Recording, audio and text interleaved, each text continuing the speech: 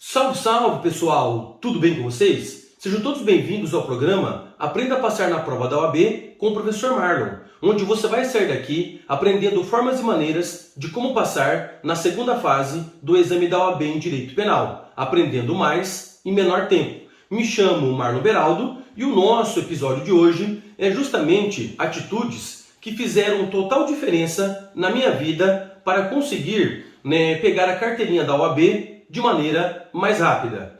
Bom, naquela oportunidade, quando eu me formei, a prova da OAB ela ocorria 2 vezes por ano, geralmente no meio do ano e no final do ano.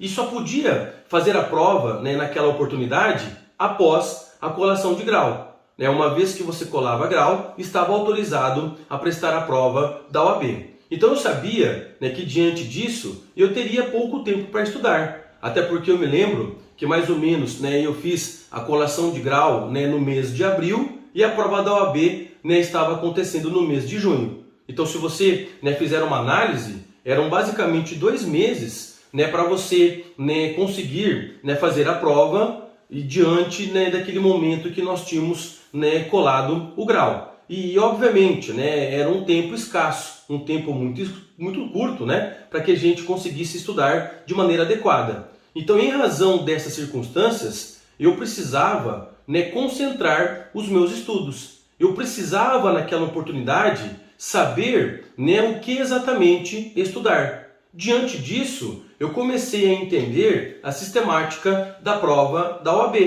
Entender que o examinador ele acaba montando as questões da prova de maneira cíclica. Em outras palavras, em um certo momento, ele vai cobrar um conteúdo. No momento mais à frente, ele cobra um outro conteúdo. E em outro momento mais à frente, ele pode voltar a cobrar aquele primeiro conteúdo. Se nós fizermos uma análise da prova da OAB, os conteúdos que são cobrados, geralmente, eles acabam se repetindo em razão da quantidade de provas.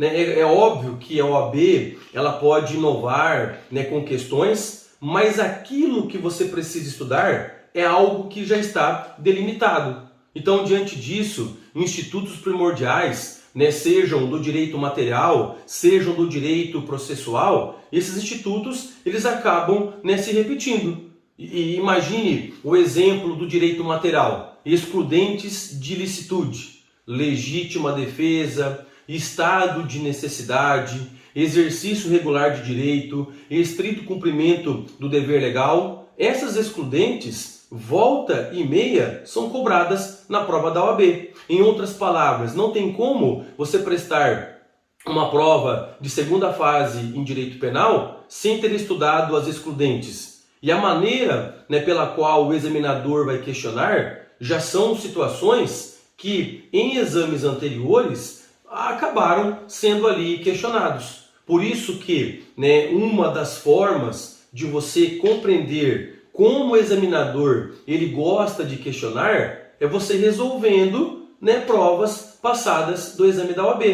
Entendendo como o caso para se elaborar a peça ele foi apresentado, como as questões foram formuladas. Acabei de mencionar, o examinador da OAB ele gosta muito daquela diferença entre direito material e direito processual. De uma forma mais objetiva, para vocês entenderem, direito material nada mais são do que as regras que encontramos no Código Penal, nas leis penais, seja a parte geral do CP ou a parte especial, até bem como algumas leis esparsas que tenham a matéria de direito penal. A parte material, propriamente dizendo, é o direito penal, enquanto que a parte processual penal, em palavras mais simples, são as normas estabelecidas no Código de Processo Penal, no CPP, que também você pode encontrar matérias processuais penais em leis esparsas.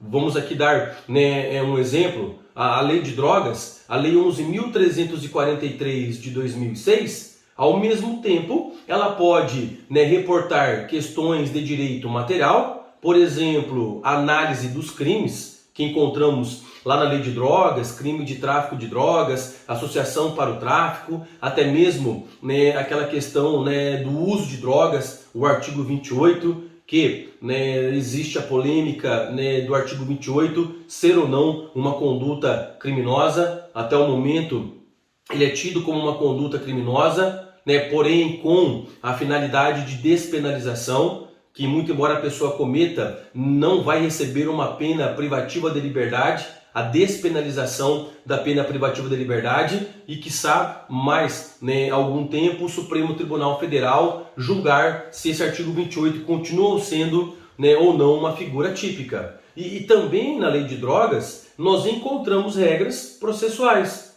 O procedimento para processar uma pessoa que cometeu um crime de drogas, nós encontramos regras fundamentais na própria Lei 11.343. Curiosidade, quem comete o crime do artigo 28, se assim você se entender, né, que se trata de uma conduta criminosa, será processado pelo rito sumaríssimo, pelo juizado especial criminal, enquanto quem comete crime de tráfico de drogas vai ter o rito especial da Lei 11.343, com regras pertinentes, né, em relação à conduta que foi praticada. Então, assim, né, são situações que quando você vai estudando para fazer a prova da OAB, a segunda fase, você vai pegando o jeito, a maneira pela qual o examinador questiona. E com certeza uma atitude como essa faz total diferença. Você conseguir interpretar o que o examinador, né, ele pretende, você já vai sair bem à frente daquela pessoa que não conseguiu fazer esta interpretação. Né, saber os conceitos que o examinador coloca, né, numa questão, os conceitos que ele coloca num caso para você elaborar a petição, faz enorme diferença. Por isso que, né, conforme o tempo ele é escasso, né, o tempo ele é bem enxuto para você estudar geralmente, se você naquela oportunidade conseguir entender o caminho necessário para trilhar, para chegar, né, naquele conhecimento, com certeza faz enorme diferença. Então, em palavras, né, mais sucintas, né, você não precisa, né, ficar desesperado ou desesperada para estudar um monte de coisa, né, para querer abraçar todas as matérias de direito penal material e direito penal processual. Não, existem as matérias, né, chaves para você conseguir prestar a prova da OAB. Existem matérias que com certeza de um exame para o outro, o examinador ele vai, né, questionar. Ele vai, né, chegar à conclusão de que aquela matéria se torna importante, por isso que de exame para exame ela é renovada. Um outro assunto que com certeza, né, você não pode prestar a prova da OAB da segunda fase penal sem saber. Qual assunto? O assunto de extinção de punibilidade. A extinção de punibilidade nos termos do artigo 107 do Código Penal, aquelas denominadas causas extintivas de punibilidade. Para você compreender, são situações que mesmo uma pessoa cometendo o crime, o Estado vai perder o direito de punir por motivos, né, políticos, por motivos sociais, por motivos fáticos, como por exemplo a morte do agente. Como que aquele agente que estava sendo processado criminalmente, ele vai ser punido se ele veio a falecer? É evidente que esta punição deixa de existir. E dentre, né, as causas de extinção de punibilidade mais famosas que nós podemos encontrar no artigo 107 do Código Penal é a causa de extinção da punibilidade da prescrição penal. É fato que, mais cedo ou mais tarde, o examinador da prova da OAB, ele vai cobrar prescrição penal. Né? Existe aquela necessidade de você aprender a prescrição penal. Não dá para você querer prestar a prova da OAB sem ter passado pela análise da prescrição penal. Pode ser que um exame não caia, mas no outro vai cair. E vai que naquele que caiu, né, a prescrição penal é justamente o exame que você está prestando e você acabou não estudando. Então não tem como escapar da prescrição. Lembrando, né, a prescrição é aquela ideia da extinção de punibilidade pelo decurso de tempo. O Estado possui um tempo para promover a persecução criminal, né? Ou seja, para promover, né, a forma de acusação daquela pessoa. Se não fizer a promoção desta acusação em um tempo adequado, ou até mesmo promover, né, o cumprimento de pena daquela pessoa que foi condenada, o Estado vai perder o direito de punir. Em razão do decurso de tempo, em razão de um tempo especificado, acaba-se, né, perdendo o direito à punição. Lembrando que essa prescrição penal ela pode contemplar, né, espécies. Nós podemos ter modalidades de prescrição penal, como a prescrição da pretensão punitiva pela pena em abstrato, prescrição da pretensão punitiva intercorrente, prescrição da pretensão punitiva retroativa e prescrição da pretensão executória. Basicamente são as nossas 4 modalidades de prescrição penal. E pode ser que o examinador ele venha cobrar uma ou outra modalidade, né? E diante disso, se ele cobrar uma ou outra modalidade, você obviamente vai ter, né, esta capacidade para dar a devida resposta, porque você sabia que precisava estudar prescrição. São atitudes que com certeza fazem enorme diferença na hora de você estudar. Até porque, mais uma vez, né, a maneira pela qual você estuda é uma maneira de estudar aquilo que seja o conveniente, daquilo que seja realmente o necessário. Não adianta nada querer, né, ficar, né, abraçando o mundo, querer aprender de tudo, porque nem vai dar tempo de você assim proceder. Existem, né, situações, existem matérias que com certeza você aprendendo, você vai conseguir ter aprovação na prova da OAB. Acabei de exemplificar com a prescrição, que seria, né, dentre as causas de extinção de punibilidade, né, a mais famosa, pensemos assim, mais outras, né, situações que também poderão, né, serem colocadas, até mesmo, né, um outro exemplo de extinção de punibilidade, a questão da decadência, que é aquela perda do direito de representação nos crimes de ação penal pública condicionada, bem como, né, de queixa nos crimes de ação penal privada, se a vítima do crime, né, ou seu representante legal não fizerem respectivos atos dentro do prazo legal. Que prazo é esse? 6 meses. Quando ocorrer um crime de ação penal pública condicionada à representação ou um crime de ação penal privada, a vítima do crime ou seu representante legal deverão se manifestar em 6 meses. Se não fizerem esta manifestação em 6 meses, seja por meio da representação ou seja por meio da queixa-crime, irão, né, perder tal direito. E uma vez que perdem tal direito, está extinta a punibilidade do agente que cometeu a infração penal. E o examinador da prova da OAB, ele cobra decadência. Ele vai questionar isso mais cedo ou mais tarde. Se vocês estiverem me entendendo, qual que é a ideia do que estamos colocando? Estamos colocando que existem, né, matérias-chave para você estudar para a prova da OAB. Você vai ter que passar por essas matérias, com certeza passando isto, né, poderá ser questionado, e se for questionado, você vai ter um caminho mais abreviado para fazer os seus estudos. Diante desta ocasião, né, vai ficando mais fácil a forma de você estudar. Por isso que, né, ter essa atitude, saber o que estudar, né, faz você largar na frente, né, na hora de responder a prova da OAB. Né, saber interpretar um caso de uma petição, saber qual é a peça que nós apresentamos naquela oportunidade, faz enorme diferença.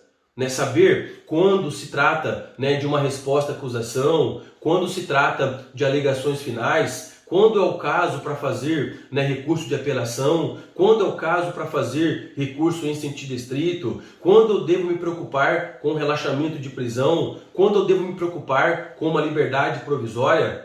Se você já fizer uma previsão daquilo que o examinador ele pode cobrar na prova, você vai abreviando os seus estudos e obviamente ganhando tempo, porque geralmente, né, as pessoas acabam se preparando para a segunda fase da prova da OAB, né, em muitas ocasiões, a partir do momento que ela passa na primeira e vai prestar a segunda fase. É claro que também existe aquela possibilidade, né, das pessoas que, né, estão em repescagem e acabam tendo um tempo um pouco maior. Mas, né, a maioria, né, das vezes é aquele tempo escasso entre o final da prova da primeira fase e o início da prova da segunda fase, que pode variar, né, de 30, 40, né, até mesmo 50 dias, dependendo de exame para exame. E dentro desses dias, com certeza, né, tudo aquilo que você puder, né, estudar, né, aprender, né, de maneira, né, concisa, isso fará, né, com que você tenha, né, um estudo mais aprimorado.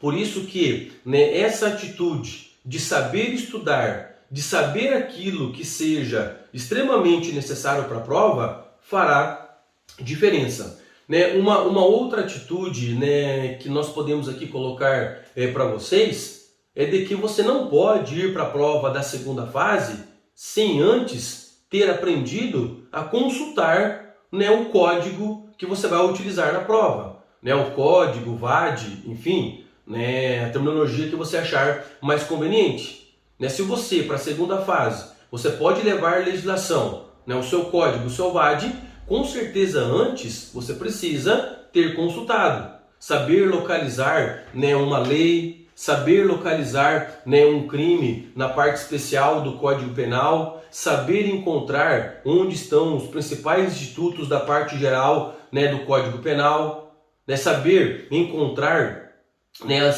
súmulas dos tribunais superiores, seja o STJ, seja o STF, bem como no STF encontrar súmulas vinculantes.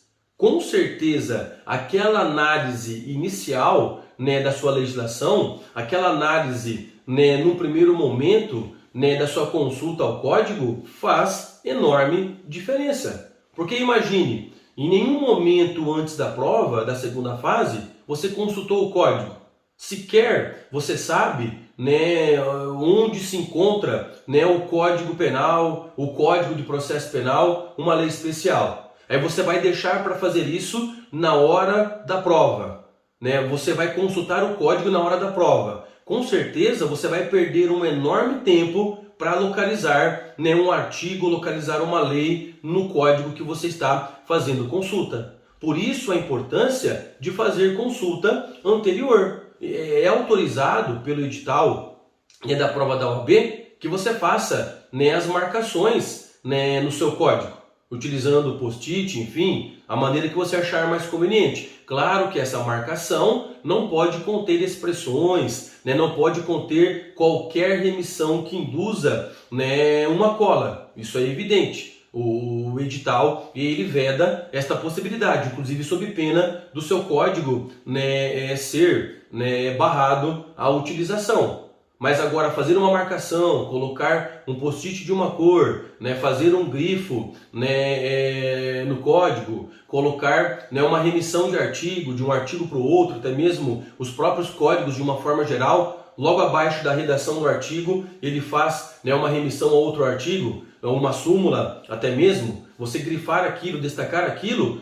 com certeza faz enorme diferença. É a mesma ideia. Quando você vai estudar, né, as questões das prisões, imagine uma prisão em flagrante ilegal, quando você abre o Código de Processo Penal para estudar a matéria de prisões em flagrante, possivelmente os artigos 301 a 310 do CPP, localizando os artigos 301 a 310 do CPP, você vai ver que abaixo das redações desses artigos tem remissões fundamentais, como por exemplo a remissão, né, a súmula 145 do Supremo Tribunal Federal, que é aquela súmula que se refere, né, à figura do flagrante preparado, aquele flagrante onde o agente ele foi induzido a cometer o crime e diante disso, se a prisão dele for realizada, é uma prisão ilegal, como consequência poderemos nos valer de um relaxamento de prisão, né, ou até mesmo de uma ordem de habeas corpus.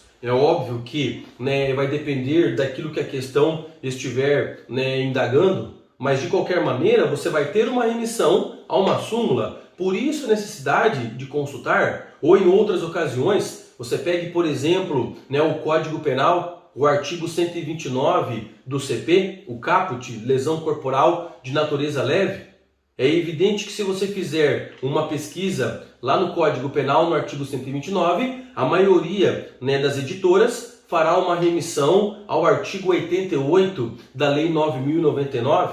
Mas o que tem a ver, lesão corporal leve com o artigo 88 da Lei 9.099? Tem a ver que essa lesão corporal de natureza leve possui como regra a ação penal pública condicionada à representação do ofendido, da vítima do crime ou seu representante legal. Em outras palavras, para o Ministério Público processar uma pessoa que cometeu um crime de lesão corporal de natureza leve, a vítima do crime ou representante legal dela deverão autorizar por meio de representação. Se não fizerem isso, o Ministério Público não pode ingressar com o processo.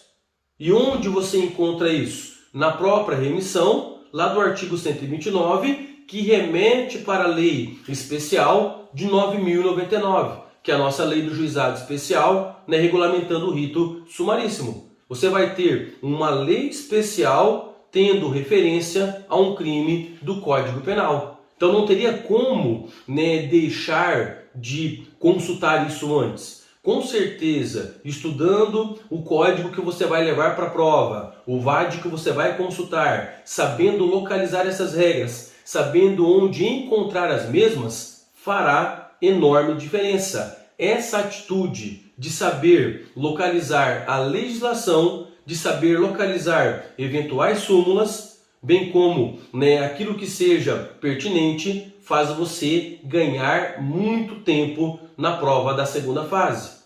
E ganhar muito tempo na prova da segunda fase, com certeza é algo fundamental. Imagine você ficar perdendo tempo até localizar uma legislação, um artigo. Pode ser que nem dê tempo para você terminar a sua prova. E o mesmo raciocínio das questões das súmulas. A mesma ideia, saber quando eu tenho uma remissão a uma súmula, saber quais são as súmulas. Por isso que esses códigos específicos de penal, aqueles VAD específico de penal, ele é mais interessante porque eles vão trazer as leis criminais, bem como as súmulas de matéria penal. Vão trazer aquilo que interessa. Você não ficaria perdendo muito tempo consultando um VAD mais geral, um VAD mais completo, de ficar folheando. Se você pega um VAD específico de penal, você vai ter a possibilidade de consultar de maneira imediata aquilo que seja interessante para a matéria criminal.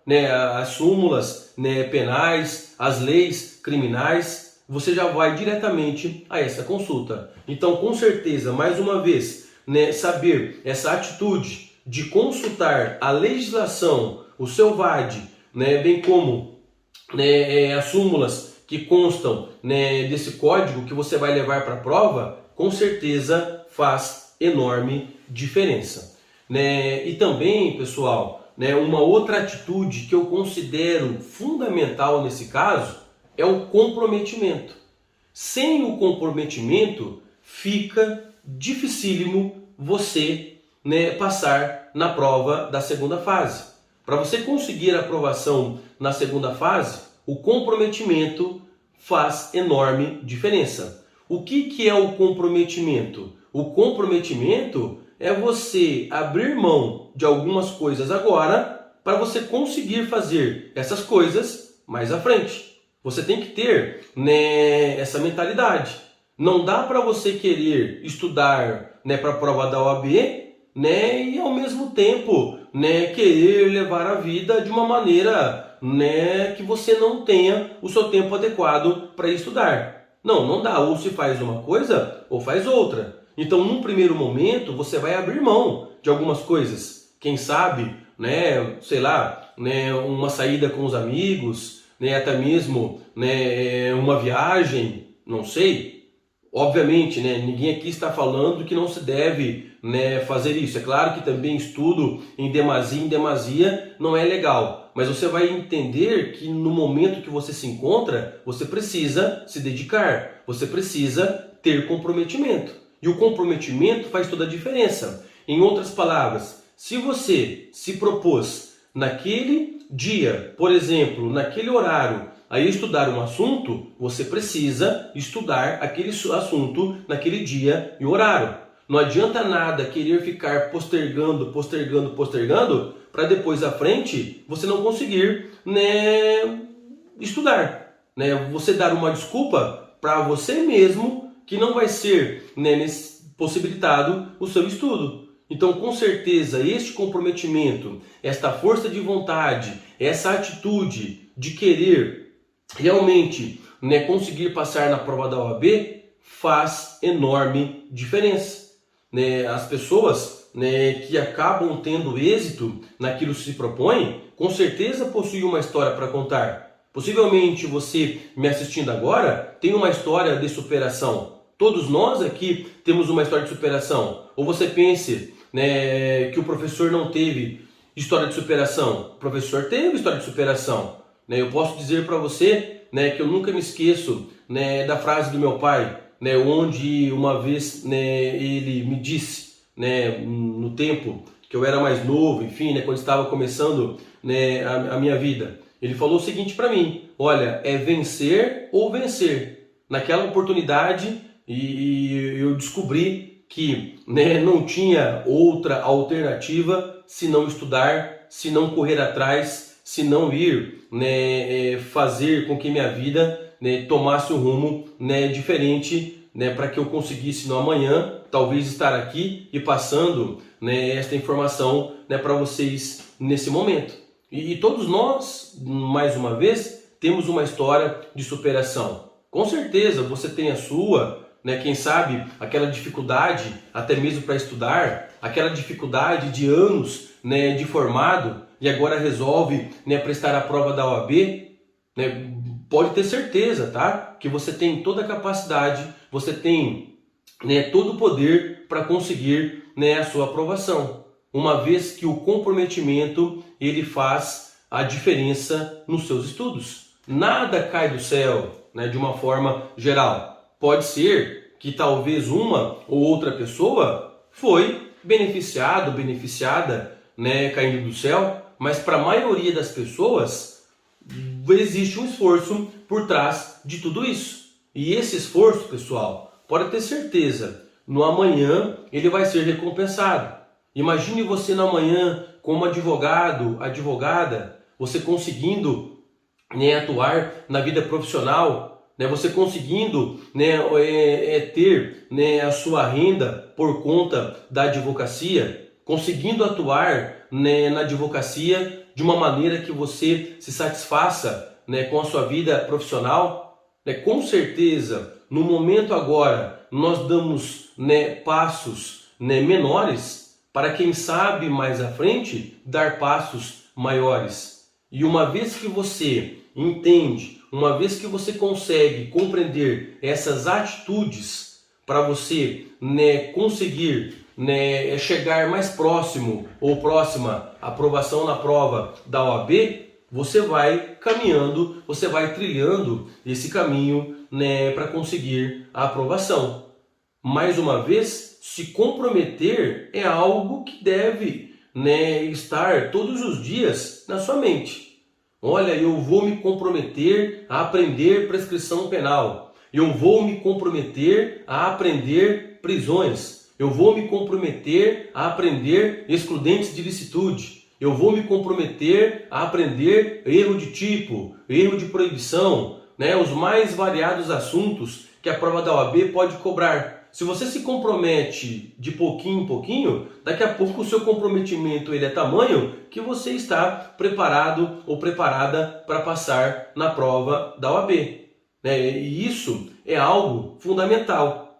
O que eu costumo, né, dizer, desafie-se, se autodesafie, veja até onde você pode chegar estudando, qual é o caminho que você consegue trilhar fazendo o seu estudo. Não dê, né, preocupação, não fique preocupado, preocupada com aquilo, né, que as pessoas possam, né, pensar do que você está fazendo. Você se preocupe, você pense sempre ir mais à frente, pense que é possível, pense que mesmo depois de anos de formado dá para passar na OAB, Pense que mesmo agora, recentemente formado, passou na primeira fase da OAB, você consegue passar na segunda fase? Pense que você tinha feito uma opção por uma outra área e agora optou em fazer a área penal, dá para passar na prova da OAB? Ou até mesmo você não sabe nada de penal e agora quer prestar penal, dá para passar? Desafie-se, até porque o limite é você, o limite não são outras pessoas. O limite de até onde você pode chegar, você tem esse conhecimento. Então, diante disso, se você conseguir compreender essas atitudes que faz diferença, mais rapidamente você vai conseguir pegar a carteirinha da OAB. É isso, pessoal. Penso que nesse vídeo do momento fizemos aqui as nossas análises, colocamos as ideias que achávamos mais interessantes para você conseguir tomar atitudes que façam total diferença para você conseguir passar na prova da OAB. Relatei aqui alguns exemplos do próprio professor, mas cada um de nós temos uma história de vida. E essa história de vida, com certeza, ela é escrita por nós de maneira individualizada. Cada um tem a sua história. E você construindo a sua história aos pouquinhos, fazendo aquilo que seja o necessário, mais cedo ou mais tarde você vai estar com a carteirinha da prova da OAB em mãos, ou melhor dizendo, com a carteirinha do advogado em mãos. Então, diante disso, você tem plena capacidade, você tem pleno conhecimento para passar na prova da OAB. É isso. Espero que todos tenham gostado desse vídeo. Nos vemos no próximo. Sorte e paz a todos. Um abraço. Valeu!